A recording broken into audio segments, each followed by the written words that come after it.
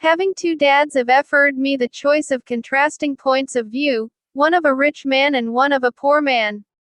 Introduction. Rich dad, poor dad. I had two fathers, a rich one and a poor one. One was highly educated and intelligent. He had a PhD and completed 4 years of undergraduate work in less than 2 years. He then went on to Stanford University, the University of Chicago, and Northwestern University to do his advanced studies, all on full financial scholarships. The other father never finished the 8th grade. Both men were successful in their careers, working hard all their lives. Both earned substantial incomes. Yet one always struggled financially. The other would become one of the richest men in Hawaii. One died leaving tens of millions of dollars to his family, charities, and his church. The other left bills to be paid. Both men were strong, charismatic, and influential. Both men have offered me advice, but they did not advise the same things. Both men believed strongly in education but did not recommend the same course of study. If I had had only one dad, I would have had to accept or reject his advice. Having two dads have offered me the choice of contrasting points of view, one of a rich man and one of a poor man. Instead of simply accepting or rejecting one or the other, I found myself thinking more, comparing, and then choosing for myself. The problem was that the rich man was not rich yet, and the poor man was not yet poor. Both were just starting out on their careers, and both were struggling with money and families. But they had very different points of view about money. For example, one dad would say, love of money is the root of all evil. The other said, lack of money is the root of all evil. As a young boy, having two strong fathers both influencing me was difficult. I wanted to be a good son and listen, but the two fathers did not say the same things. The contrast in their points of view, particularly about money, was so extreme that I grew curious and intrigued. I began to start thinking for long periods of time about what each was saying. Much of my private time was spent reflecting, asking myself questions such as, why does he say that? And then asking the same question of the other dad's statement. It would have been much easier to simply say, yeah, he's right. I agree with that. Or to simply reject the point of view by saying, old man doesn't know what he's talking about. Instead, having two dads whom I loved forced me to think and ultimately choose a way of thinking for myself. As a process, choosing for myself turned out to be much more valuable in the long run than simply accepting or rejecting a single point of view. One of the reasons the rich get richer, the poor get poorer, and the middle class struggles in debt is that the subject of money is taught at home, not in school. Most of us learn about money from our parents. So what can poor parents tell their child about money? Why simply say, stay in school and study hard. Child may graduate with excellent grades, but with a poor person's financial programming and mindset. Sadly, money is not taught in schools. Schools focus on scholastic and professional skills, but not on financial skills. Explains how smart bankers, doctors, and accountants who earned excellent grades may struggle financially all of their lives. Our staggering national debt is due in large part to highly educated politicians and government officials making financial decisions with little or no training in the subject of money. Today I often wonder what will soon happen when we have millions of people who need financial and medical assistance. Why will be dependent upon their families or the government for financial support. What will happen when Medicare and Social Security run out of money? How will a nation survive if teaching children about money continues to be left to parents, most of whom will be, or already are, poor? Because I had two influential fathers, I learned from both of them. I had to think about each dad's advice, and in doing so, I gained valuable insight into the power and effect of one's thoughts on one's life. For example, one dad had a habit of saying, I can't afford it. The other dad forbade those words to be used. He insisted I ask, how can I afford it? One is a statement, and the other is a question. One lets you off the hook, and the other forces you to think. My soon-to-be rich dad would explain that by automatically saying the words, "I can't afford it," your brain stops working. By asking the question, "How can I afford it?" your brain is put to work. He did not mean that you should buy everything you want. He was fanatical about exercising your mind, the most powerful computer in the world. He'd say, "My brain gets stronger every day because I exercise it. The stronger it gets, the more money I can make." He believed that automatically saying, "I can't afford it," was a sign of mental laziness. Although both dads worked hard, I noticed that one dad had a habit of putting his brain to sleep when it came to finances, and the other had a habit of exercising his brain. The long-term result was that one dad grew stronger financially, and the other grew weaker. It is not much different from a person who goes to the gym to exercise on a regular basis versus someone who sits on the couch watching television. Proper physical exercise increases your chances for health, and proper mental exercise increases your chances for wealth. My two dads had opposing attitudes, and that affected the way they thought. One dad thought that the rich should pay more in taxes to take care of those less fortunate. The other said, "Taxes punish those who produce and reward those who don't produce." One dad recommended, "Study hard so you can find a good company to work for." The other recommended, "Study hard so you can find a good company to buy." One dad said, "The reason I'm not rich is because I have you kids." The other said, "The reason I must be rich is because I have you kids." One encouraged talking about money and business at the dinner table, while the other forbade the subject of money to be discussed over a meal. One said, "When it comes to money, play it safe. Don't take risks." The other said, "Learn to manage risk." One believed, "Our home is our largest investment and our greatest asset." The other believed, "My house is a liability, and if your house is your largest investment, you're in trouble." Both dads paid their bills on time, yet one paid his bills first while the other paid his bills last. One dad believed in a company or the government taking care of you and your needs. He was always concerned about pay raises, retirement plans, medical benefits, sick leave, vacation days, and other perks. He was impressed with two of his uncles who joined the military and earned a retirement and entitlement package for life after 20 years of active service.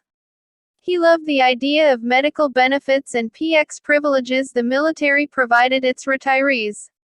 He also loved the tenure system available through the university. The idea of job protection for life and job benefits seemed more important, at times, than the job. He would often say, "I've worked hard for the government, and I'm entitled to these benefits." The other believed in total financial self-reliance. He spoke out against the entitlement mentality and how it created weak and financially needy people. He was emphatic about being financially competent. One dad struggled to save a few dollars. The other created investments. One dad taught me how to write an impressive resume so I could find a good job. The other taught me how to write strong business and financial plans so I could create jobs. Being a product of two strong dads allowed me the luxury of observing the effects different thoughts have on one's life. I noticed that people really do shape their lives through their thoughts. For example, my poor dad always said, "I'll never be rich." And that prophecy became reality. My rich dad, on the other hand, always referred to himself as rich. He would say things like, "I'm a rich man, and rich people don't do this." Even when he was flat out broke after a major financial setback, he continued to refer to himself as a rich man. He would cover himself by saying, "There is a difference between being poor and being broke. Broke is temporary. Poor is eternal." My poor dad would say, "I'm not interested in money," or, "Money doesn't matter." My rich dad always said, "Money is power." The power of our thoughts may never be measured or appreciated, but it became obvious to me as a young boy that it was important to be aware of my thoughts and how I expressed myself. I noticed that my poor dad was poor, not because of the amount of money he earned, which was significant, but because of his thoughts and actions. As a young boy having two fathers, I became acutely aware of being careful about which thoughts I chose to adopt as my own. Should I listen to my rich dad or to my poor dad? Although both men had tremendous respect for education and learning, they disagreed about what they thought was important to learn. One wanted me to study hard, earn a degree, and get a good job to earn money. He wanted me to study to become a professional, an attorney or an accountant, and to go to business school for my MBA. The other encouraged me to study to be rich, to understand how money works, and to learn how to have it work for me. I don't work for money, were words he would repeat over and over. Money works for me. At the age of 9, I decided to listen to and learn from my rich dad about money. In doing so, I chose not to listen to my poor dad, even though he was the one with all the college degrees. A lesson from Robert Frost. Robert Frost is my favorite poet. Although I love many of his poems, my favorite is The Road Not Taken. I use its lesson almost daily. Two roads diverged in a yellow wood, and sorry I could not travel both and be one traveler. Long I stood and looked down one as far as I could to where it bent in the undergrowth. Took the other, as just as fair, and having perhaps the better claim, because it was grassy and wanted where though as for that the passing there had worn them really about the same, and both that morning equally lay in leaves no step had trodden black. Oh, I kept the first for another day. Yet knowing how way leads on to way, I doubted if I should ever come back. I shall be telling this with a sigh somewhere ages and ages hence. Two roads diverged in a wood, and I took the one less traveled by, and that has made all the difference. And that has made all the difference. Over the years, I have often reflected upon Robert Frost's poem. Choosing not to listen to my highly educated dad's advice and attitude about money was a painful decision, but it was a decision that shaped the rest of my life. Once I made up my mind about whom to listen to, my education about money began. My rich dad taught me over a period of 30 years until I was 39 years old. He stopped once he realized that I knew and fully understood what he had been trying to drum into my often thick skull. Money is one form of power. But what is more powerful is financial education. Money comes and goes, but if you have the education about how money works, you gain power over it and can begin building wealth. Reason positive thinking alone does not work is because most people went to school and never learned how money works, so they spend their lives working for money. Because I was only 9 years old when I started, the lessons my rich dad taught me were simple. And when it was all said and done, there were only 6 main lessons, repeated over 30 years. His book is about those 6 lessons, put as simply as possible, just as simply as my rich dad put forth those lessons to me. Lessons are meant not to be answers, but guideposts that will assist you and your children to grow wealthier no matter what happens in a world of increasing change and uncertainty. Chapter 1 Lesson 1. The rich don't work for money. The poor and middle class work for money. The rich have money work for them. Dad, can you tell me how to get rich? My dad put down the evening paper. Why do you want to get rich, son? Because today Jimmy's mom drove up in their new Cadillac, and they were going to their beach house for the weekend. He took 3 of his friends, but Mike and I weren't invited.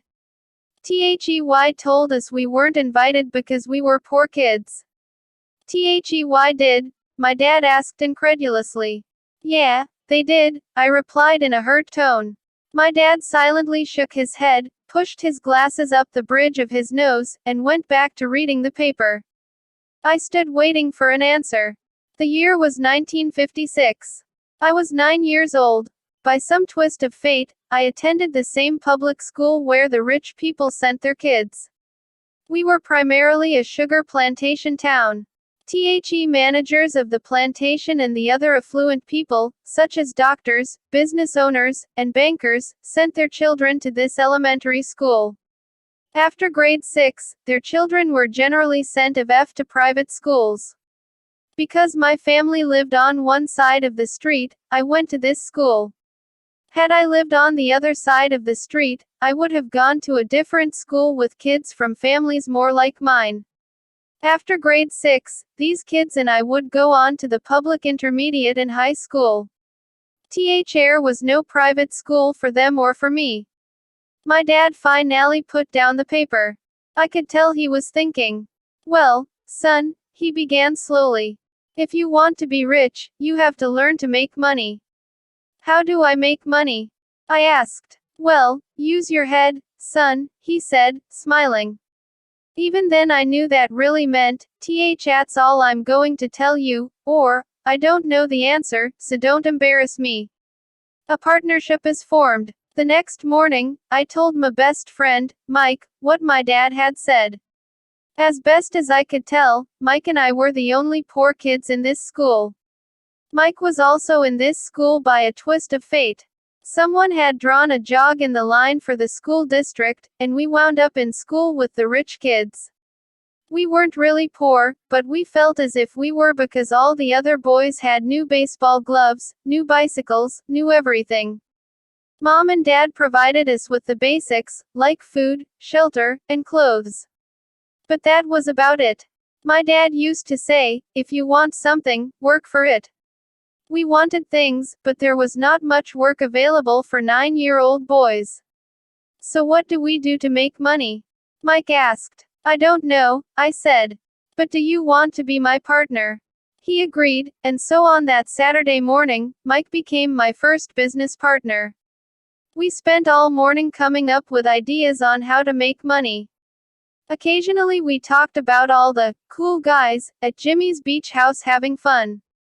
It hurt a little, but that hurt was good, because it inspired us to keep thinking of a way to make money. Finally, that afternoon, a bolt of lightning struck. It was an idea Mike got from a science book he had read. Excitedly, we shook hands, and the partnership now had a business. For the next several weeks, Mike and I ran around our neighborhood, knocking on doors and asking our neighbors if they would save their toothpaste tubes for us. With puzzled looks, most adults consented with a smile. Some asked us what we were doing, to which we replied, we can't tell you. It's a business secret. My mom grew distressed as the weeks wore on. We had selected a site next to her washing machine as the place we would stockpile our raw materials. In a brown cardboard box that at one time held catsup bottles, our little pile of used toothpaste tubes began to grow. Finally my mom put her foot down. The sight of her neighbor's messy, crumpled, used toothpaste tubes had gotten to her. What are you boys doing? She asked. And I don't want to hear again that it's a business secret. Do something with this mess, or I'm going to throw it out. Mike and I pleaded and begged, explaining that we would soon have enough and then we would begin production. We informed her that we were waiting on a couple of neighbors to finish their toothpaste so we could have their tubes. Mom granted us a 1-week extension. The date to begin production was moved up, and the pressure was on. My first partnership was already being threatened with an eviction notice by my own mom. It became Mike's job to tell the neighbors to quickly use up their toothpaste, saying their dentist wanted them to brush more often anyway. I began to put together the production line. One day my dad drove up with a friend to see 2 9-year-old boys in the driveway with a production line operating at full speed. There was fine white powder everywhere. On a long table were small milk cartons from school, and our family's hibachi grill was glowing with red-hot coals at maximum heat. Dad walked up cautiously, having to park the car at the base of the driveway since the production line blocked the carport. As he and his friend got closer, they saw a steel pot sitting on top of the coals in which the toothpaste tubes were being melted down. In those days, toothpaste did not come in plastic tubes. Tubes were made of lead. So once the paint was burned the tubes were dropped in the small steel pot. THEY melted until they became liquid, and with my mom's pot holders, we poured the lead through a small hole in the top of the milk cartons. The milk cartons were filled with plaster of Paris. White powder was everywhere. In my haste, I had knocked the bag over, and the entire area looked like it had been hit by a snowstorm. The milk cartons were the outer containers for plaster of Paris molds. My dad and his friend watched as we carefully poured the molten lead through a small hole in the top of the plaster of Paris cube. Careful, my dad said. I nodded without looking up. Finally, once the pouring was through, I put the steel pot down and smiled at my dad. What are you boys doing? He asked with a cautious smile. We're doing what you told me to do. We're going to be rich, I said. Yup, said Mike, grinning and nodding his head. We're partners. And what is in those plaster molds? My dad asked. Watch, I said. THs should be a good batch. With a small hammer, I tapped at the seal that divided the cube in half. Cautiously, I pulled up the top half of the plaster mold and a lead nickel fell out. Oh, no, my dad exclaimed. You're casting nickels out of lead. That's right, Mike said. We're doing as you told us to do. We're making money. My dad's friend turned and burst into laughter. My dad smiled and shook his head. Along with a fiery and a box of spent toothpaste tubes, in front of him were two little boys covered with white dust smiling from ear to ear. He asked us to put everything down and sit with him on the front step of our house. With a smile, he gently explained what the word, counterfeiting, meant. Our dreams were dashed. You mean this is illegal? Asked Mike in a quivering voice. Let them go, my dad's friend said. THEY might be developing a natural talent. My dad glared at him. Yes, it is illegal, my dad said gently. But you boys have shown great creativity and original thought. Keep going. I'm really proud of you.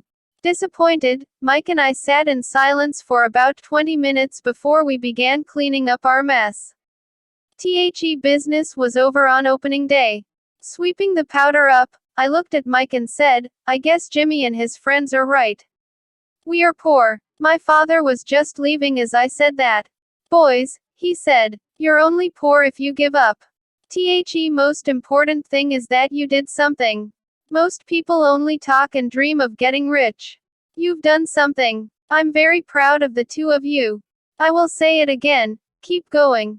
Don't quit. Mike and I stood there in silence. THEY were nice words, but we still did not know what to do. So how come you're not rich, Dad? I asked. Because I chose to be a schoolteacher. Schoolteachers really don't think about being rich. We just like to teach. I wish I could help you, but I really don't know how to make money. Mike and I turned and continued our cleanup. I know, said my dad. If you boys want to learn how to be rich, don't ask me. Talk to your dad, Mike. My dad? Asked Mike with a scrunched up face. Yeah, your dad, repeated my dad with a smile. Your dad and I have the same banker, and he raves about your father. He's told me several times that your father is brilliant when it comes to making money. My dad? Mike asked again in disbelief. How come we don't have a nice car and a nice house like the rich kids at school?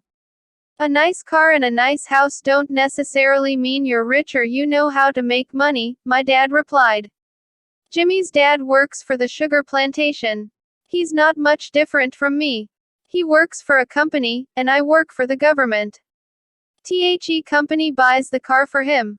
The sugar company is in financial trouble, and Jimmy's dad may soon have nothing. Your dad is different, Mike. He seems to be building an empire, and I suspect in a few years he will be a very rich man. With that, Mike and I got excited again. With new vigor, we began cleaning up the mess caused by our now defunct first business. As we were cleaning, we made plans for how and when to talk to Mike's dad. The problem was that Mike's dad worked long hours and often did not come home until late. His father owned warehouses, a construction company, a chain of stores, and 3 restaurants. It was the restaurants that kept him out late. Mike caught the bus home after we had finished cleaning up. He was going to talk to his dad when he got home that night and ask him if he would teach us how to become rich. Mike promised to call as soon as he had talked to his dad, even if it was late.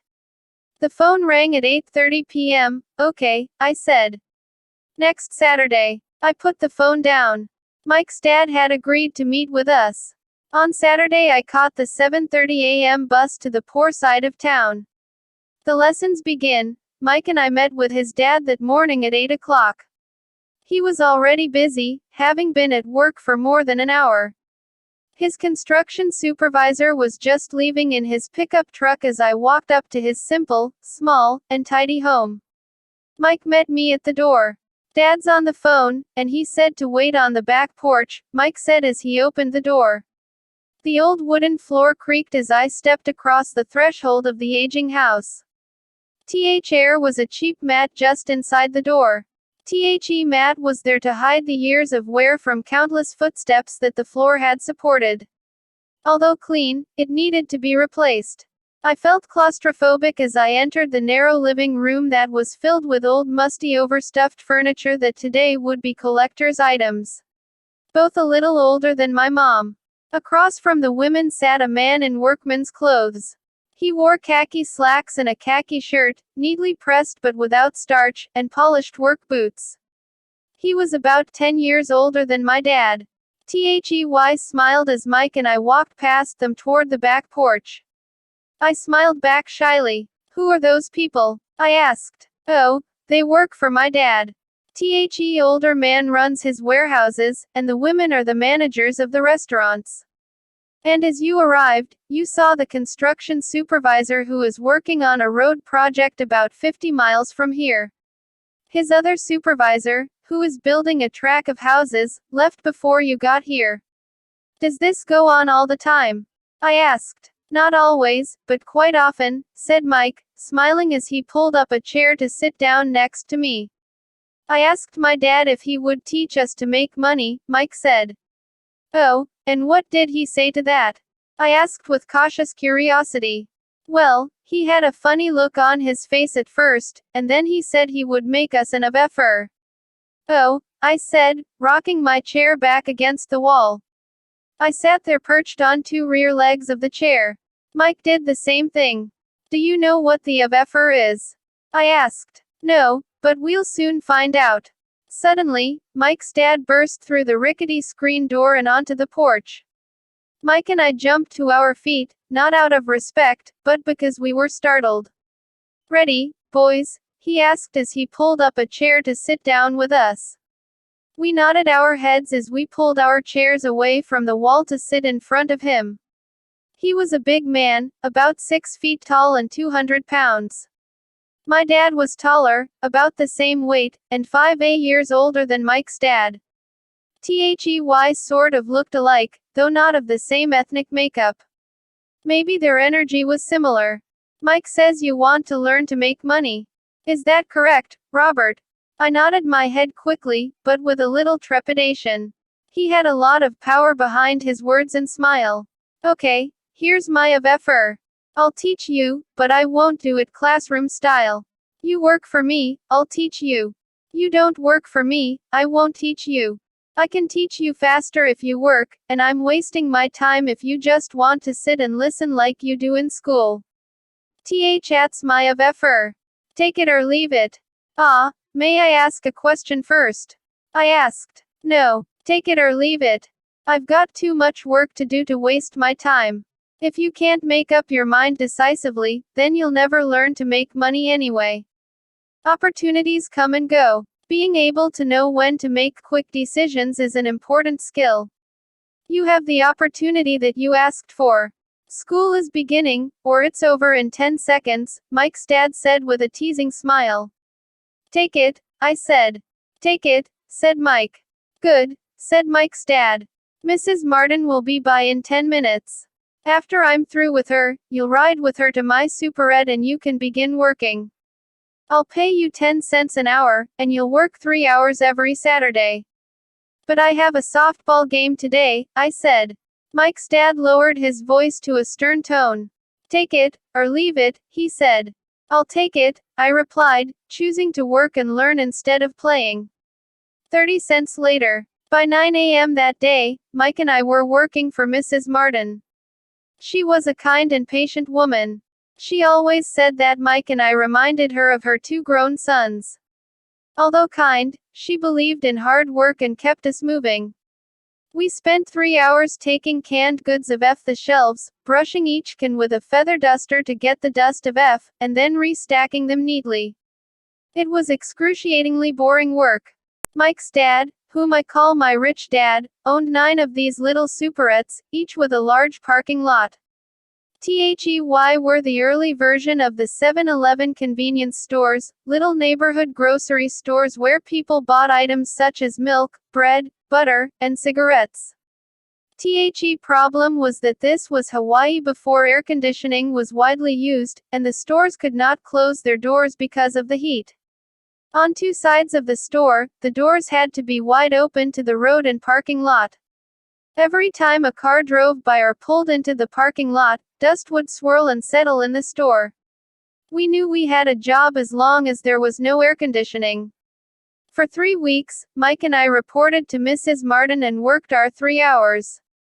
By noon, our work was over, and she dropped 3 little dimes in each of our hands. Now, even at the age of 9 in the mid-1950s, 30 cents was not too exciting. Comic books cost 10 cents back then, so I usually spent my money on comic books and went home. By Wednesday of the 4th week, I was ready to quit. I had agreed to work only because I wanted to learn to make money from Mike's dad, and now I was a slave for 10 cents an hour. On top of that, I had not seen Mike's dad since that first Saturday. I'm quitting, I told Mike at lunchtime. School was boring, and now I did not even have my Saturdays to look forward to. But it was the 30 cents that really got to me. This time Mike smiled. What are you laughing at? I asked with anger and frustration. Dad said this would happen. He said to meet with him when you were ready to quit. What? I said indignantly. He's been waiting for me to get fed up. Sort of, Mike said. Dad's kind of different. He doesn't teach like your dad. Your mom and dad lecture a lot. My dad is quiet and a man of few words. You just wait till this Saturday. I'll tell him you're ready. You mean I've been set up? No, not really, but maybe. Dad will explain on Saturday. Waiting in line on Saturday. I was ready to face Mike's dad. Even my real dad was angry with him. My real dad, the one I call the poor one, thought that my rich dad was violating child labor laws and should be investigated. My educated, poor dad told me to demand what I deserve, at least 25 cents an hour. My poor dad told me that if I did not get a raise, I was to quit immediately. You don't need that damned job anyway, said my poor dad with indignation. At 8 o'clock Saturday morning, I walked through the door of Mike's house when Mike's dad opened it. Take a seat and wait in line, he said as I entered. He turned and disappeared into his little of FIC next to a bedroom. I looked around the room and didn't see Mike anywhere. Feeling awkward, I cautiously sat down next to the same 2 women who were there 4 weeks earlier. THEY smiled and slid down the couch to make room for me. 45 minutes went by, and I was steaming. The 2 women had met with him and left 30 minutes earlier. An older gentleman was in there for 20 minutes and was also gone. The house was empty, and here I sat in a musty, dark living room on a beautiful sunny Hawaiian day, waiting to talk to a cheapskate who exploited children. I could hear him rustling around the FIC, talking on the phone, and ignoring me. I was ready to walk out, but for some reason I stayed. Finally, 15 minutes later, at exactly 9 o'clock, Rich Dad walked out of his FIC, said nothing, and signaled with his hand for me to enter. I understand you want a raise, or you're going to quit, Rich Dad said as he swiveled in his FIC chair. Well, you're not keeping your end of the bargain, I blurted out, nearly in tears. It was really frightening for me to confront a grown-up. You said that you would teach me if I worked for you. Well, I've worked for you. I've worked hard. I've given up my baseball games to work for you, but you haven't kept your word, and you haven't taught me anything. You are a crook like everyone in town thinks you are. You're greedy. You want all the money and don't take care of your employees. You made me wait and don't show me any respect. I'm only a little boy, but I deserve to be treated better. Rich Dad rocked back in his swivel chair, hands up to his chin, and stared at me. Not bad, he said. In less than a month, you sound like most of my employees. What? I asked. Not understanding what he was saying, I continued with my grievance. I thought you were going to keep your end of the bargain and teach me. Instead you want to torture me. That's cruel. That's really cruel. I am teaching you, Rich Dad said quietly. What have you taught me? Nothing, I said angrily. You haven't even talked to me once since I agreed to work for peanuts. 10 cents an hour. Ha! I should notify the government about you. We have child labor laws, you know. My dad works for the government, you know. Wow, said Rich Dad. Now you sound just like most of the people who used to work for me, people I've either fired or who have quit. So what do you have to say? I demanded, feeling pretty brave for a little kid. You lied to me. I've worked for you, and you have not kept your word. You haven't taught me anything. How do you know that I've not taught you anything? Asked Rich Dad calmly. Well, you've never talked to me. I've worked for 3 weeks and you have not taught me anything, I said with a pout. Does teaching mean talking or a lecture? Rich Dad asked. Well, yes, I replied. That's how they teach you in school, he said, smiling. But that is not how life teaches you, and I would say that life is the best teacher of all. Most of the time, life does not talk to you. It just sort of pushes you around. Each push is life saying, wake up. Here's something I want you to learn. What is this man talking about? I asked myself silently. Life pushing me around was life talking to me. Now I knew I had to quit my job. I was talking to someone who needed to be locked up.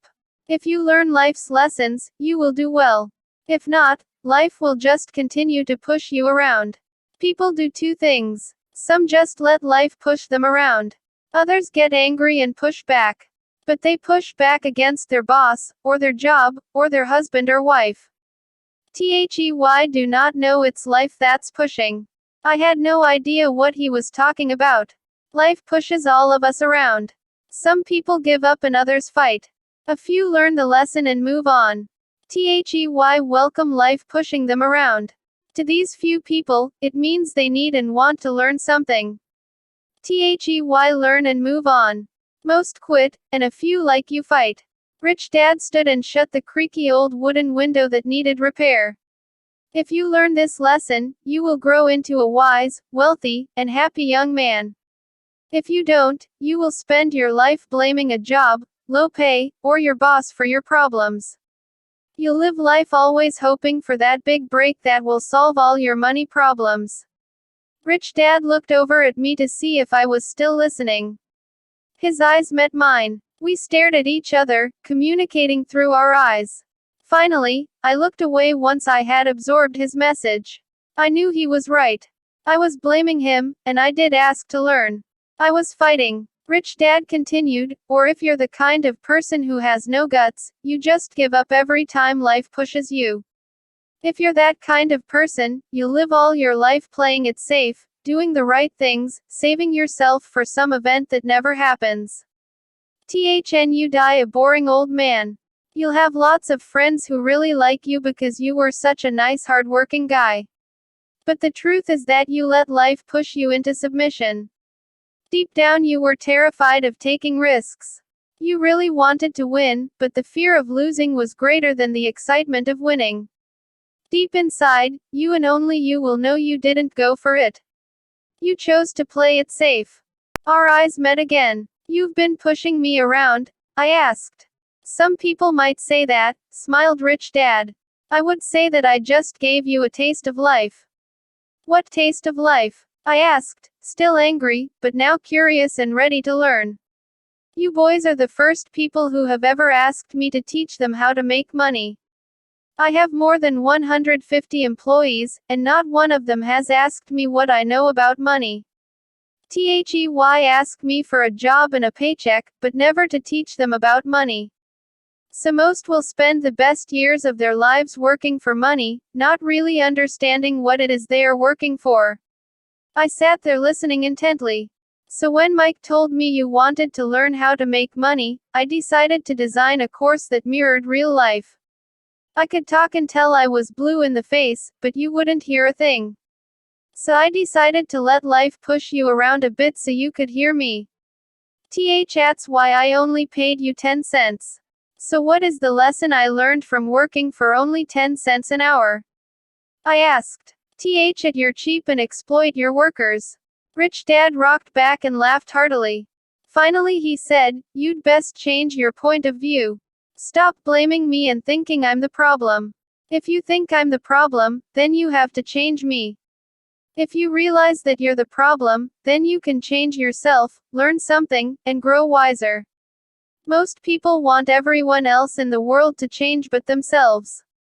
Let me tell you, it's easier to change yourself than everyone else. I don't understand, I said. Don't blame me for your problems, Rich Dad said, growing impatient. But you only pay me 10 cents. So what are you learning? Rich Dad asked, smiling. You're cheap, I said with a sly grin. See, you think I'm the problem, said Rich Dad. But you are. Well, keep that attitude and you'll learn nothing. Keep the attitude that I'm the problem, and what choices do you have? Well, if you don't pay me more or show me more respect and teach me, I'll quit. Well put, Rich Dad said. And that's exactly what most people do. Quit and go looking for another job, a better opportunity, and higher pay, actually thinking that this will solve the problem. In most cases, it won't. So what should I do? I asked. Just take this measly 10 cents an hour and smile. Rich Dad smiled. That's what the other people do. But that's all they do, waiting for a raise thinking that more money will solve their problems. Most just accept it, and some take a second job working harder, but again accepting a small paycheck. I sat staring at the floor, beginning to understand the lesson Rich Dad was presenting. I could sense it was a taste of life. Finally, I looked up and asked, so what will solve the problem? He said, leaning forward in his chair and tapping me gently on the head. Stuff F between your ears. It was at that moment that Rich Dad shared the pivotal point of view that separated him from his employees and my poor dad, and led him to eventually become one of the richest men in Hawaii, while my highly educated but poor dad struggled financially all his life. It was a singular point of view that made all the difference over a lifetime. Rich Dad explained this point of view over and over, which I call lesson number 1, poor and the middle class work for money. Rich have money work for them. On that bright Saturday morning, I learned a completely different point of view from what I had been taught by my poor dad. At the age of 9, I understood that both dads wanted me to learn. Both dads encouraged me to study, but not the same things. My highly educated dad recommended that I do what he did. Son, I want you to study hard, get good grades, so you can find a safe, secure job with a big company. And make sure it has excellent benefits. My rich dad wanted me to learn how money works so I could make it work for me. These lessons I would learn through life with his guidance, not because of a classroom. My rich dad continued my first lesson, I'm glad you got angry about working for 10 cents an hour. If you hadn't got angry and had simply accepted it, I would have to tell you that I could not teach you. You see, true learning takes energy, passion, and a burning desire. Anger is a big part of that formula, for passion is anger and love combined. When it comes to money, most people want to play it safe and feel secure. So passion does not direct them. Fear does. So is that why they'll take jobs with low pay? I asked. Yes, said Rich Dad. Some people say I exploit people because I don't pay as much as the sugar plantation or the government. I say the people exploit themselves. It's their fear, not mine. But don't you feel you should pay them more? I asked. I don't have to. And besides, more money will not solve their problems. Just look at your dad. He makes a lot of money, and he still can't pay his bills. Most people, given more money, only get into more debt. So that's why the 10 cents an hour, I said, smiling. It's a part of the lesson. That's right, smiled Rich Dad. You see, your dad went to school and got an excellent education, so he could get a high-paying job. But he still has money problems because he never learned anything about money in school. On top of that, he believes in working for money. And you don't? I asked. No, not really, said Rich Dad. If you want to learn to work for money, then stay in school. It is a great place to learn to do that. But if you want to learn how to have money work for you, then I will teach you that. But only if you want to learn. Wouldn't everyone want to learn that? I asked. No, said Rich Dad, simply because it's easier to learn to work for money, especially if fear is your primary emotion when the subject of money is discussed. I don't understand, I said with a frown. Don't worry about that for now. Just know that it's fear that keeps most people working at a job, the fear of not paying their bills, the fear of being fired, the fear of not having enough money, and the fear of starting over. That's the price of studying to learn a profession or trade, and then working for money. Most people become a slave to money, and then get angry at their boss. Learning to have money work for you is a completely different course of study. I asked. Absolutely, Rich Dad answered. Absolutely. We sat in silence on that beautiful Hawaiian Saturday morning. My friends had just started their Little League baseball game, but for some reason I was now thankful I had decided to work for 10 cents an hour. I sensed that I was about to learn something my friends wouldn't learn in school. Ready to learn? Asked Rich Dad. Absolutely, I said with a grin. I have kept my promise. I've been teaching you from afar, my Rich Dad said. At 9 years old, you've gotten a taste of what it feels like to work for money. Just multiply your last month by 50 years and you will have an idea of what most people spend their life doing. I don't understand, I said. How did you feel waiting in line to see me, once to get hired and once to ask for more money? Terrible, I said. If you choose to work for money, that is what life will be like, said Rich Dad. And how did you feel when Mrs. Martin dropped 3 dimes in your hand for 3 hours of work? I felt like it wasn't enough. It seemed like nothing. I was disappointed, I said. And that is how most employees feel when they look at their paychecks, especially after all the tax and other deductions are taken out. At least you got 100%. You mean most workers don't get paid everything? I asked with amazement. Heavens no, said Rich Dad. The government always takes its share first. How do they do that? I asked. Taxes, said Rich Dad. You're taxed when you earn. You're taxed when you spend. You're taxed when you save. You're taxed when you die. Why do people let the government do that to them? Rich don't, said Rich Dad with a smile. Poor and the middle class do. I'll bet you that I earn more than your dad, yet he pays more in taxes. How can that be? I asked. At my age, that made no sense to me. Why would someone let the government do that to them? Rich Dad rocked slowly and silently in his chair, just looking at me. Ready to learn? He asked. I nodded my head slowly. As I said, there is a lot to learn. Learning how to have money work for you is a lifetime study. Most people go to college for 4 years, and their education ends. I already know that my study of money will continue over my lifetime, simply because the more I find out, the more I find out I need to know. Most people never study the subject. Why go to work, get their paycheck, balance their checkbooks, and that's it. And they wonder why they have money problems. Why think that more money will solve the problem and don't realize that it's their lack of financial education that is the problem. So my dad has tax problems because he doesn't understand money. I asked, confused. Look, said Rich Dad. Taxes are just one small section on learning how to have money work for you. Today, I just wanted to find out if you still have the passion to learn about money. Most people don't. They want to go to school, learn a profession, have fun at their work, and earn lots of money. One day they wake up with big money problems, and then they can't stop working. That's the price of only knowing how to work for money instead of studying how to have money work for you. So do you still have the passion to learn? Asked Rich Dad. I nodded my head. Good, said Rich Dad. Now get back to work. It's time, I will pay you nothing.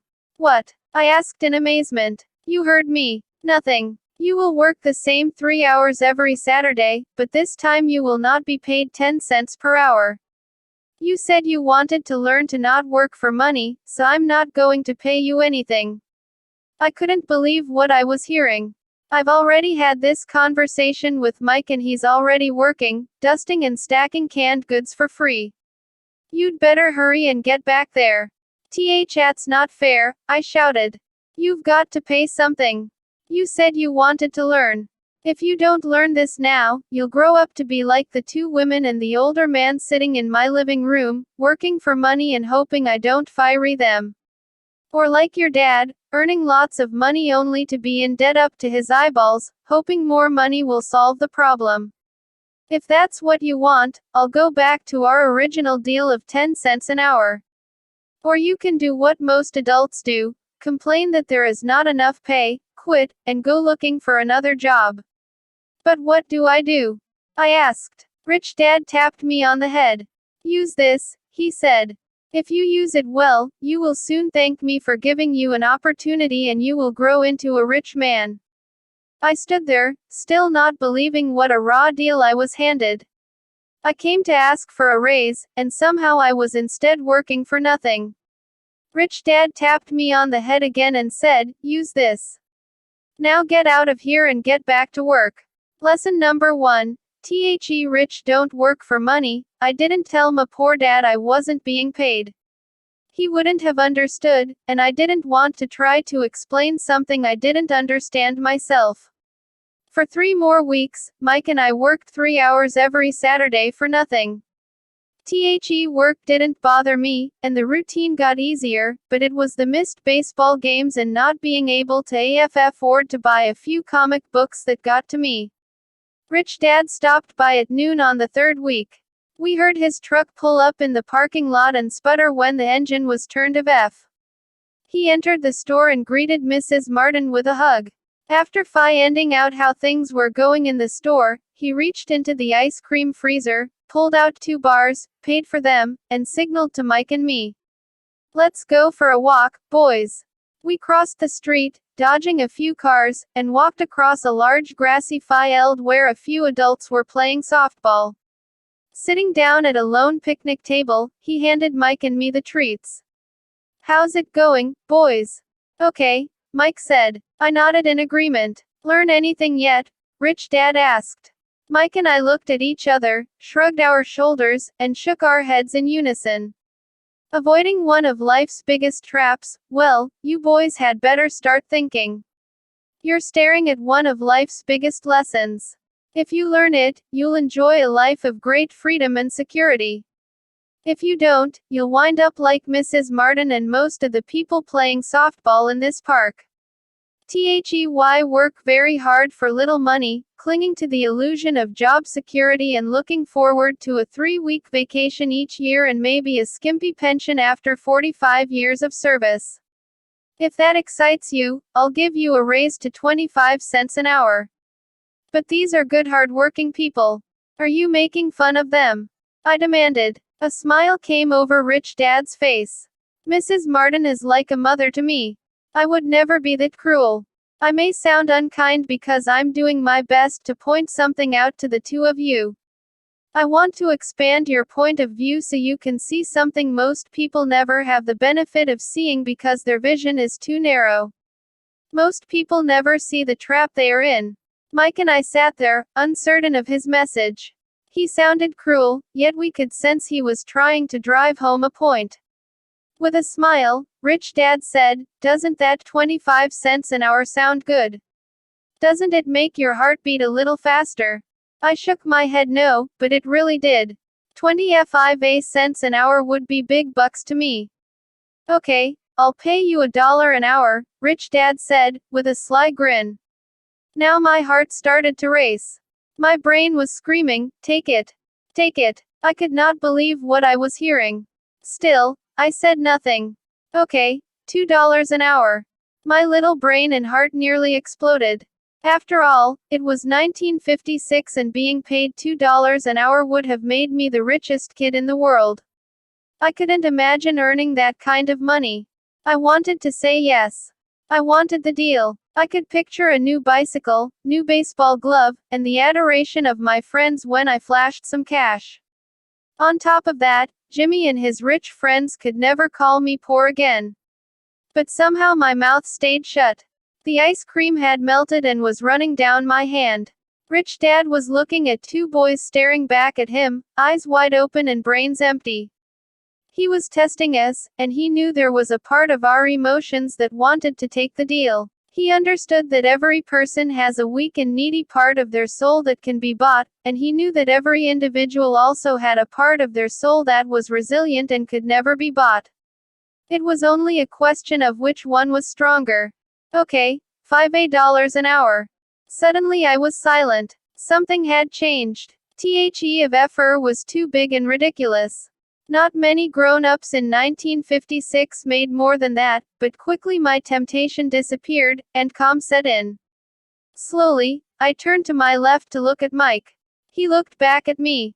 The part of my soul that was weak and needy was silenced.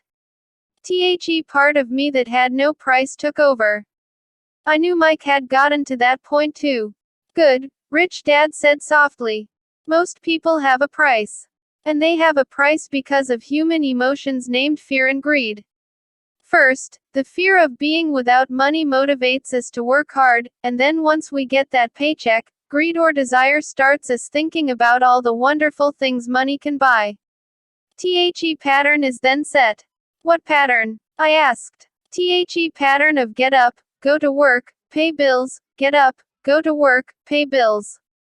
People's lives are forever controlled by two emotions, fear and greed. Of effort them more money and they continue the cycle by increasing their spending. This is what I call the rat race. "There is another way?" Mike asked. "Yes," said Rich Dad slowly. "But only a few people find it." "And what is that way?" Mike asked. "That's what I hope you boys will learn as you work and study with me. It is why I took away all forms of pay." "Any hints?" Mike asked. "We're kind of tired of working hard, especially for nothing." "Well, the first step is telling the truth," said Rich Dad. "We haven't been lying," I said. "I did not say you were lying. I said to tell the truth," Rich Dad retorted. Truth about what?" I asked. "How you're feeling," Rich Dad said. "You don't have to say it to anyone else. Just admit it to yourself." "You mean the people in this park, the people who work for you, Mrs. Martin, they don't do that?" I asked. "I doubt it," said Rich Dad. "Instead, they feel the fear of not having money. Why don't confront it logically? Why react emotionally instead of using their heads," Rich Dad said. They get a few bucks in their hands and again, the emotions of joy, desire, and greed take over. And again they react, instead of think. So their emotions control their brain," Mike said. "That's correct," said Rich Dad. Instead of admitting the truth about how they feel, they react to their feelings and fail to think. Why feel the fear so they go to work, hoping that money will soothe the fear, but it doesn't. It continues to haunt them and they return to work, hoping again that money will calm their fears, and again it doesn't. Fear keeps them in this trap of working, earning money, working, earning money, hoping the fear will go away. But every day they get up, and that old fear wakes up with them. For millions of people that old fear keeps them awake all night, causing a night of turmoil and worry. So they get up and go to work, hoping that a paycheck will kill that fear gnawing at their soul. Money is running their lives, and they refuse to tell the truth about that. Money is in control of their emotions and their souls. Rich Dad sat quietly, letting his words sink in. Mike and I heard what he said but didn't understand fully what he was talking about. I just knew that I often wondered why grown-ups hurried to work. It did not seem like much fun, and they never looked that happy, but something kept them going. Realizing we had absorbed as much as possible of what he was talking about, Rich Dad said, "I want you boys to avoid the trap. It is really what I want to teach you. Not just to be rich, because being rich does not solve the problem." "It doesn't?" I asked, surprised. "No, it doesn't. Let me explain the other emotion, desire. Some call it greed, but I prefer desire. It's perfectly normal to desire something better, prettier, more fun, or exciting. So people also work for money because of desire. They desire money for the joy they think it can buy. But the joy that money brings is often short-lived, and they soon need more money for more joy, more pleasure, more comfort, and more security. So they keep working, thinking money will soothe their souls that are troubled by fear and desire. But money can't do that. Even rich people do this." Mike asked. "Rich people included," said Rich Dad. "In fact, the reason many rich people are rich isn't because of desire, but because of fear. They believe that money can eliminate the fear of being poor, so they amass tons of it, only to find the fear gets worse. Now they fear losing the money. I have friends who keep working even though they have plenty. I know people who have millions who are more afraid now than when they were poor. They're terrified of losing it all. Fears that drove them to get rich got worse. That weak and needy part of their soul is actually screaming louder. They don't want to lose the big houses, the cars and the high life money has bought them. They worry about what their friends would say if they lost all their money. Many are emotionally desperate and neurotic, although they look rich and have more money. So is a poor man happier?" I asked. "No, I don't think so," replied Rich Dad. Avoidance of money is just as psychotic as being attached to money. As if on cue, the town derelict went past our table, stopping by the large rubbish can and rummaging around in it. Three of us watched him with great interest, when before we probably would have just ignored him. Rich Dad pulled $1 out of his wallet and gestured to the older man. Seeing the money, the derelict came over immediately, took the bill, thanked Rich Dad profusely, and hurried ecstatic with his good fortune. "He's not much different from most of my employees," said Rich Dad. "I've met so many people who say, 'Oh, I'm not interested in money.' Yet they'll work at a job for 8 hours a day. That's a denial of truth. If they weren't interested in money, then why are they working?" That kind of thinking is probably more psychotic than a person who hoards money. As I sat there listening to my Rich Dad, my mind flashed back to the countless times my own dad said, "I'm not interested in money." He said those words often. He also covered himself by always saying, "I work because I love my job." "So what do?" I asked. "Not work for money until all traces of fear and greed are gone." "No, that would be a waste of time," said Rich Dad. "Emotions are what make us human." Word, emotion, stands for energy in motion. Be truthful about your emotions and use your mind and emotions in your favor, not against yourself. "Whoa," said Mike. "Don't worry about what I just said. It will make more sense in years to come. Just be an observer, not a reactor, to your emotions. Most people do not know that it's their emotions that are doing the thinking. Your emotions are your emotions, but you have got to learn to do your own thinking." "Can you give me an example?" I asked. "Sure," replied Rich Dad. "When a person says, 'I need to find a job,' it's most likely an emotion doing the thinking. Fear of not having money generates the thought. But people do need money if they have bills to pay," I said. "Sure they do," smiled Rich Dad. "All I'm saying is that it's fear that is all too often doing the thinking. I don't understand, said Mike. For example, said Rich Dad. If the fear of not having enough money arises, instead of immediately running out to get a job, they instead might ask themselves this question: will a job be the best solution to this fear over the long run? In my opinion, the answer is no. A job is really a short-term solution to a long-term problem. But my dad is always saying, stay in school and get good grades, so you can find a safe, secure job, I interjected, somewhat confused. Yes, I understand he says that, said Rich Dad, smiling. Most people recommend that, and it's a good path for most people. But people make that recommendation primarily out of fear. You mean my dad says that because he's afraid? Yes, said Rich Dad. He's terrified that you won't earn enough money and won't fit into society. Don't get me wrong. He loves you and wants the best for you. I too believe an education and a job are important, but it won't handle the fear.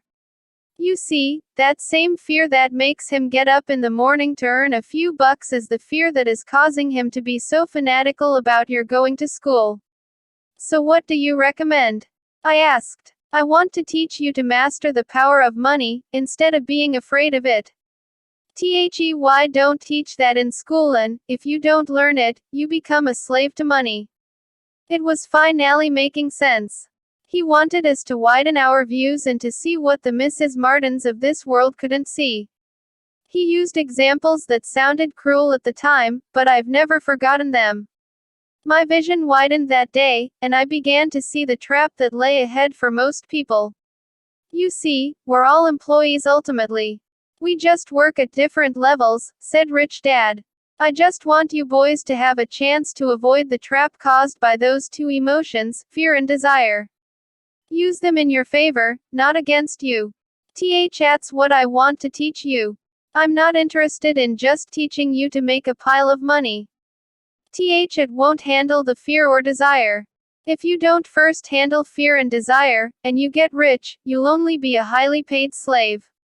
So how do we avoid the trap? I asked.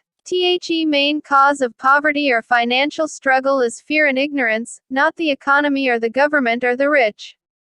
It's self-inflicted fear and ignorance that keep people trapped. So you boys go to school and get your college degrees, and I'll teach you how to stay out of the trap. The pieces of the puzzle were appearing. My highly educated dad had a great education and a great career, but school never told him how to handle money or his fear of it.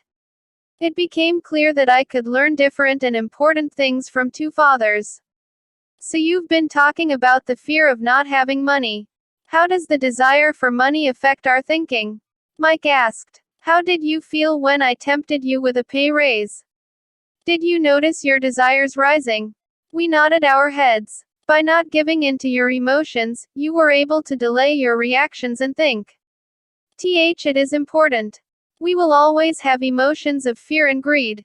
From here on in, it's imperative for you to use those emotions to your advantage, and for the long term to not let your emotions control your thinking. Most people use fear and greed against themselves. That's the start of ignorance. Most people live their lives chasing paychecks, pay raises and job security because of the emotions of desire and fear, not really questioning where those emotion-driven thoughts are leading them. It's just like the picture of a donkey dragging a cart with its owner dangling a carrot just in front of its nose. Donkey owner may be going where he wants to, but the donkey is chasing an illusion. Tomorrow there will only be another carrot for the donkey. You mean the moment I picture a new baseball glove, candy and toys, that's like a carrot to a donkey? Mike, yes, and as you get older, your toys get more expensive, a new car, a boat, and a big house to impress your friends, said Rich Dad with a smile. Fear pushes you out the door, and desire calls to you. That's the trap. So what's the answer? Mike asked. What intensifies fear and desire is ignorance. It is why rich people with lots of money often have more fear the richer they get. Money is the carrot, the illusion. If the donkey could see the whole picture, it might rethink its choice to chase the carrot. Rich Dad went on to explain that a human's life is a struggle between ignorance and illumination. He explained that once a person stops searching for information and self-knowledge, ignorance sets in. That struggle is a moment-to-moment decision, to learn to open or close one's mind. Look, school is very important. You go to school to learn a skill or profession to become a contributing member of society. Every culture needs teachers, doctors, mechanics, artists, cooks, businesspeople, police officers, firefighters, and soldiers. Schools train them so society can thrive and flourish, said Rich Dad. Unfortunately, for many people school is the end, not the beginning. There was a long silence. Rich Dad was smiling. I didn't comprehend everything he said that day. But as with most great teachers, his words continued to teach for years. I've been a little cruel today, said Rich Dad. But I want you to always remember this talk. I want you to always think of Mrs. Martin. And I want you always to remember that donkey. Never forget that fear and desire can lead you into life's biggest trap if you're not aware of them controlling your thinking. To spend your life living in fear, never exploring your dreams, is cruel. To work hard for money, thinking that it will buy you things that will make you happy is also cruel. To wake up in the middle of the night terrified about paying bills is a horrible way to live. To live a life dictated by the size of a paycheck is not really living a life. Thinking that a job makes you secure is lying to yourself. That's cruel, and that's the trap I want you to avoid. I've seen how money runs people's lives. Don't let that happen to you. Please don't let money run your life. A softball rolled under our table. Rich Dad picked it up and threw it back. So what does ignorance have to do with greed and fear? I asked. Because it is ignorance about money that causes so much greed and fear, said Rich Dad. Let me give you some examples. A doctor, wanting more money to better provide for his family, raises his fees. By raising his fees, it makes health care more expensive for everyone. It hurts the poor people the most, so they have worse health than those with money. Because the doctors raise their fees, the attorneys raise their fees. Because the attorneys' fees have gone up, schoolteachers want a raise, which raises our taxes, and on and on and on. Soon there will be such a horrifying gap between the rich and the poor that chaos will break out and another great civilization will collapse. History proves that great civilizations collapse when the gap between the haves and have-nots is too great. Sadly, America is on that same course because we haven't learned from history. We only memorize historical dates and names, not the lesson. Aren't prices supposed to go up? I asked. In an educated society with a well-run government, prices should actually come down. Of course, that is often only true in theory. Prices go up because of greed and fear caused by ignorance. If schools taught people about money, there would be more money and lower prices. But schools focus only on teaching people to work for money, not how to harness money's power. But don't we have business schools? Mike asked. And haven't you encouraged me to go for my MBA? Yes, said Rich Dad. But all too often business schools train employees to become sophisticated bean counters. Heaven forbid a bean counter takes over a business. All they do is look at the numbers, fiery people, and kill the business. I know this because I hire bean counters.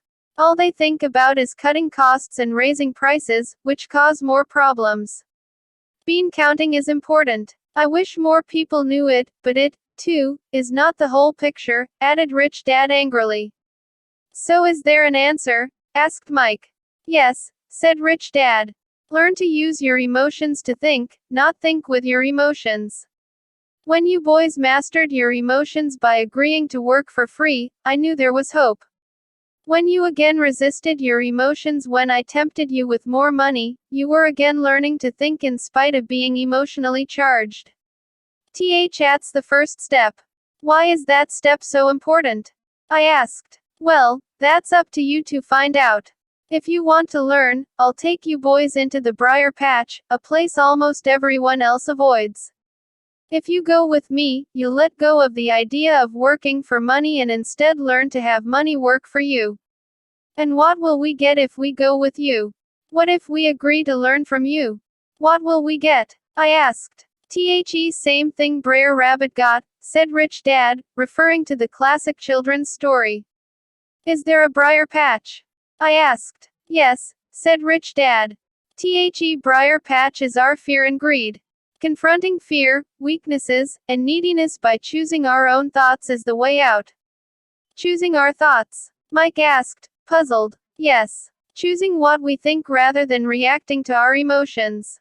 Instead of just getting up and going to work because not having the money to pay your bills is scaring you, ask yourself, is working harder at this the best solution to this problem? Most people are too afraid to rationally think things through and instead run out the door to a job they hate. Tar baby is in control. That's what I mean by choosing your thoughts. And how do we do that? Mike asked. That's what I will teach you. I'll teach you to have a choice of thoughts rather than a knee-jerk reaction, like gulping down your morning coffee and running out the door. Remember what I said before, a job is only a short-term solution to a long-term problem. Most people have only one problem in mind, and it's short-term. It's the bills at the end of the month, the tar baby. Money controls their lives, or should I say the fear and ignorance about money controls it. So they do as their parents did. Why get up every day and go work for money, not taking the time to ask the question, is there another way? Our emotions now control their thinking, not their heads. Can you tell the difference between emotions thinking and the head thinking? Mike asked. Oh, yes. I hear it all the time, said Rich Dad. I hear things like, well, everyone has to work. Or, rich or crooks. Or, I'll get another job. I deserve this raise. You can't push me around. Or, I like this job because it's secure. No one asks, is there something I'm missing here, which would break through the emotional thought and give you time to think clearly. As we headed back to the store, Rich Dad explained that the rich really did make money. Why did not work for it. He went on to explain that when Mike and I were casting 5 cent pieces out of lead, thinking we were making money, we were very close to thinking the way the rich think. The problem was that creating money is legal for the government and banks to do, but illegal for us to do. There are legal ways to create money from nothing, he told us. Rich Dad went on to explain that the rich know that money is an illusion, truly like the carrot for the donkey. It's only out of fear and greed that the illusion of money is held together by billions of people who believe that money is real. It's not. Money is really made up. It is only because of the illusion of confidence and the ignorance of the masses that this house of cards stands. He talked about the gold standard that America was on, and that each dollar bill was actually a silver certificate. What concerned him was the rumor that we would someday go of the gold standard and our dollars would no longer be backed by something tangible. If that happens, boys, all hell will break loose. The poor, the middle class, and the ignorant will have their lives ruined simply because they will continue to believe that money is real and that the company they work for, or the government, will look after them. We really did not understand what he was saying that day, but over the years, it made more and more sense. Seeing what others miss. As he climbed into his pickup truck outside his convenience store, Rich Dad said, "Keep working, boys, but the sooner you forget about needing a paycheck, the easier your adult life will be. Keep using your brain, work for free, and soon your mind will show you ways of making money far beyond what I could ever pay you. You will see things that other people never see. Most people never see these opportunities because they're looking for money and security, so that's all they get. The moment you see one opportunity, you'll see them for the rest of your life. The moment you do that, I'll teach you something else. Learn this, and you'll avoid one of life's biggest traps." Mike and I picked up our things from the store and waved goodbye to Mrs. Martin. We went back to the park, to the same picnic bench, and spent several more hours thinking and talking. We spent the next week at school thinking and talking, too. For 2 more weeks, we kept thinking, talking, and working for free. At the end of the second Saturday, I was again saying goodbye to Mrs. Martin and looking at the comic book stand with a longing gaze. The hard thing about not even getting 30 cents every Saturday was that I didn't have any money to buy comic books. Suddenly, as Mrs. Martin said goodbye to Mike and me, I saw her do something I'd never seen her do before. Mrs. Martin was cutting the front page of the comic book in half. She kept the top half of the comic book cover and threw the rest of the book into a large cardboard box. When I asked her what she did with the comic books, she said, "I throw them away. I give the top half of the cover back to the comic book distributor for credit when he brings in the new comics. He's coming in an hour." Mike and I waited for an hour. Soon the distributor arrived, and I asked him if we could have the comic books. To my delight, he said, "You can have them if you work for this store and do not resell them." Remember our old business partnership? Well, Mike and I revived it. Using a spare room in Mike's basement, we began piling hundreds of comic books in that room. Soon our comic book library was open to the public. We hired Mike's younger sister, who loved to study, to be head librarian. She charged each child 10 cents admission to the library, which was open from 2:30 p.m. to 4:30 p.m. every day after school. The customers, the children of the neighborhood, could read as many comics as they wanted in 2 hours. It was a bargain for them since a comic cost 10 cents each, and they could read 5 or 6 in 2 hours. Mike's sister would check the kids as they left to make sure they weren't borrowing any comic books. She also kept the books, logging in how many kids showed up each day, who they were, and any comments they might have. Mike and I averaged $9.50 per week over a 3-month period. We paid his sister $1 a week and allowed her to read the comics for free, which she rarely did since she was always studying. Mike and I kept our agreement by working in the store every Saturday and collecting all the comic books from the different stores. We kept our agreement to the distributor by not selling any comic books. We burned them once they got too tattered. We tried opening a branch of FIC, but we could never quite find someone as trustworthy and dedicated as Mike's sister. At an early age, we found out how hard it was to find good staff. 3 months after the library first opened, a fight broke out in the room. Some bullies from another neighborhood pushed their way in, and Mike's dad suggested we shut down the business. So our comic book business shut down, and we stopped working on Saturdays at the convenience store. But Rich Dad was excited because he had new things he wanted to teach us. He was happy because we had learned our first lesson so well. We learned to make money work for us. By not getting paid for our work at the store, we were forced to use our imaginations to identify an opportunity to make money. By starting our own business, the comic book library, we were in control of our own finances, not dependent on an employer. The best part was that our business generated money for us, even when we weren't physically there. Our money worked for us. Instead of paying us money, Rich Dad had given us so much more.